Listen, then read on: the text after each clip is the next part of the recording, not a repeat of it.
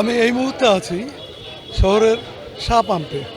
এটি একটি শহরের মধ্যস্থলের একটি পাম্প। সারা রাত মোটরসাইকেল আরোহীরা এরা এখানে তেলের জন্যে বসে আছে। আজ প্রায় 1 মাসের বেশি সময় পেরিয়ে গেল যে জ্বালানি তেলের সংকটে কুড়িগ্রাম জেলায় নানা নেতিবাচক প্রভাব পড়তে শুরু করেছে। বিশেষ করে গ্রাম অঞ্চলের মানুষরা চরম বিপর্যয়ে পড়ছে, কারণ কৃষি নির্ভর এই জেলায় অধিকাংশ মানুষ আসলে ডিজেল এবং ডিজেলের উপর নির্ভরশীল, কারণ সেচ চালিত পাম্প তারা ডিজেল দিয়ে চালানো করে থাকে। যে কুড়িগ্রাম জেলায় 405টি চর দ্বীপচর রয়েছে এবং নদ নদী রয়েছে 16টি। এইসব চর দ্বীপচরের এখন সবুজের সমারোহ, ধান, পাট, আলু, সবজি সহ বিভিন্ন আবাদ এখানে হয়ে থাকে। কিন্তু এই আবাদের মূল উৎস হলো ডিজেল চালিত যে শ্যালো মেশিন, এটা দিয়েই ওই এলাকার কৃষকরা চাষাবাদ করে। কিন্তু ডিজেল সংকটের কারণে তাদের অনেক জমি পড়ে আছে, ধান ক্ষেত শুকিয়ে গেছে এবং বিভিন্ন সবজি আসলে নষ্ট হয়ে যাচ্ছে শুধু ডিজেলের অভাবে, পানির সংকটের কারণে। কৃষকরা বলছে যদি এইভাবে চলতে থাকে তাহলে তাদের চরম বিপর্যয় হবে। আরেকটি জিনিস বলে রাখি যে এই যে গ্রামীণ যে অর্থনীতির কথা বারবার বলছি, শুধু চাষাবাদই নয়, গ্রামের মধ্যে এখন যে ধান ভাঙাই করা মেশিন, তেল মাড়াই করা মেশিন সহ বিভিন্ন ক্ষুদ্র কুটির শিল্প এবং ছোট ছোট যে শিল্পগুলো রয়েছে, এই শিল্পগুলো আসলে প্রায় বন্ধ হবার উপক্রম করেছে, কারণ তারা ডিজেল যে পরিমাণ চাহিদা চাচ্ছে সেই পরিমাণ ডিজেল তারা পাচ্ছে না। আসলে সরকার বলছে যে কোনো অভাব নেই, পর্যাপ্ত পরিমাণ তেল আছে, চেষ্টাও করছে। এবং যে এই উত্তরাঞ্চলের মধ্যে পার্বতীপুর তেল ডিপো থেকে যে পরিমাণ যে তেল রেশনিংয়ের মাধ্যমে এই অঞ্চলের 8টি জেলায় প্রতিদিনই তেল সরবরাহ করছে, কিন্তু তারপরেও আসলে যে সংকটটা শুরু হয়েছে, আসলে যে পরিমাণ পেট্রোল পাম্প মালিকরা বলছে আমরা যে পরিমাণ চাচ্ছি সেই পরিমাণ তারা পাচ্ছি না, এটি হলো মূল সমস্যা। কুড়িগ্রাম যে দেশের একটি প্রান্তিক জেলা, এখানকার মানুষ অধিকাংশ মানুষ চলে যায় কাজের সন্ধানে। আসলে ঢাকা সহ বিভিন্ন অঞ্চলে যে মিল কারখানাগুলো বন্ধ হয়ে যাচ্ছে জ্বালানি তেলের অভাবে, এইসব মানুষ ফিরে আসছে, তা ফিরে আসা শুরু করছে। এই ধরনের আরও যদি 1 থেকে 2 মাস চলে তাহলে ওই মানুষগুলো তাদের যে অর্থনীতি চাঙা রাখে এই অঞ্চলে, গ্রাম অঞ্চলগুলোতে, সেটি হয়তো সম্ভব হবে না।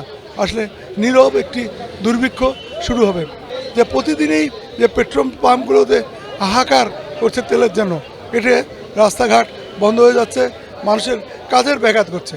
স্থানীয় প্রশাসন এই বিষয়টি আসলে খুব একটি নজর দিচ্ছে না বলে স্থানীয়রা অভিযোগ করছেন। তারা বলছেন যদি এই মোটরসাইকেল আরোহীদের যদি ফুয়েল কার্ডের ব্যবস্থা করা হয়, তাদের কাগজপত্র এবং ড্রাইভিং লাইসেন্স দেখে যদি ফুয়েল কার্ড দেওয়া হয় তাহলেই হয়তো সম্ভব হবে এই ভিড় ঠেকানো। আর তা না হলে প্রতিনিয়ত এইভাবে চলবে তাদের বিভিন্ন যানজট, বিভিন্ন সমস্যা।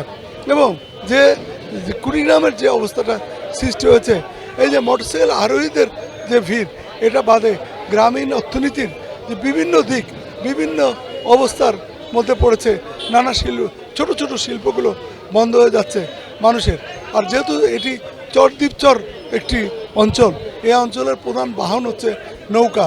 এই নৌকাও কিন্তু ডিজেল দরকার হয় এবং এই চরের মানুষরা তাদের মাছ সংগ্রহের উপরেই তাদের জীবন নির্বাহ করে থাকে।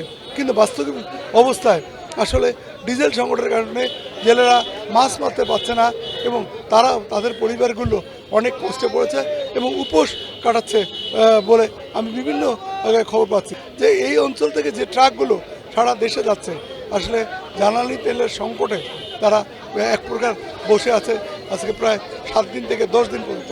এই জ্বালানি সংকট এর কারণেই তারা যেতে যাচ্ছে না, কারণ রাস্তার ধারে যে পাম্পগুলো আছে সেখানে তারা কোনো তেল পাচ্ছে না। তবে স্থানীয়ভাবে কিছু তেল সংগ্রহ করে গেলেও আসলে তারা যদি কোথাও আটকে যায়, এই কারণে এই ভয়ে তারা বন্ধ রেখেছে ট্রাক চলাচল। যেহেতু এই অঞ্চলে সারা দেশের বিভিন্ন মালামাল আসে, এই মালামালগুলোও আসলে তারা আনতে পারছে না, ফলে নিত্য প্রয়োজনীয় প্রত্যেকটা জিনিসের দাম বেড়ে গেছে এবং এটি সাধারণ মানুষের মধ্যে একটি প্রভাব পড়ছে। সাধারণ মানুষ জানে না যে এর ভবিষ্যৎ এবং এটা কিভাবে কাটবে এই অবস্থায় চরম আতঙ্কের দিন কাটাচ্ছে কুড়িগ্রামের মানুষ।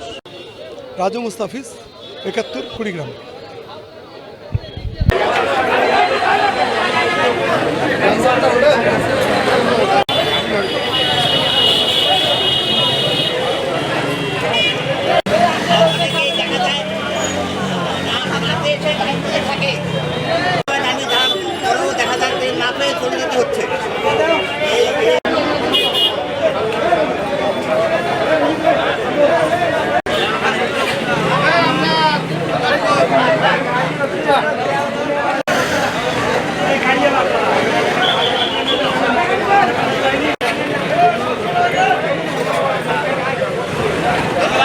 এরকম পরিস্থিতি হইতো না যদি সব পাম্প একসাথে তেল দিত, তাহলে প্রত্যেকেই কম বেশি তেল নিতে পারত।